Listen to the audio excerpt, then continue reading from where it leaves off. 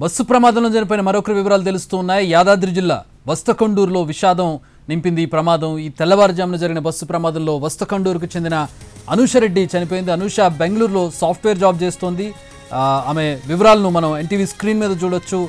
బెంగళూరులో సాఫ్ట్వేర్ ఇంజనీర్గా వర్క్ చేస్తోంది. దీపావళి పండగకి ఊరికి వచ్చిన ఆమె తిరిగి బెంగళూరు వెళ్లేందుకు వేమూరి కావేరీ ట్రావెల్స్ బస్ ఎక్కింది. కర్నూలు జిల్లాలో జరిగిన ప్రమాదంలో మంటలంటుకుని ప్రాణాలు కోల్పోయింది అనూషరెడ్డి.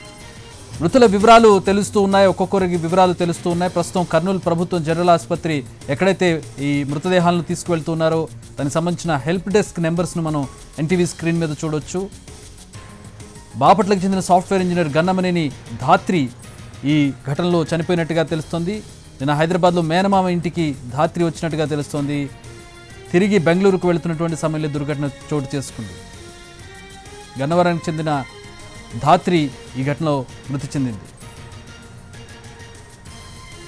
బెంగళూరు సాఫ్ట్వేర్ ఇంజనీర్ అనూషారెడ్డి ఈ ఘటనలో మృతి చెందింది. యాదాద్రి జిల్లాకు చెందినటువంటి అనూష బెంగళూరులో సాఫ్ట్వేర్ ఇంజనీర్గా పనిచేస్తోంది. రాత్రి బెంగళూరుకి తిరిగి ప్రయాణం అవుతుంది. దీపావళికి ఇంటికి వచ్చింది. తిరిగి బెంగళూరు వెళ్తున్నటువంటి సందర్భంలో ఈ దుర్ఘటన చోటు చేసుకుంది.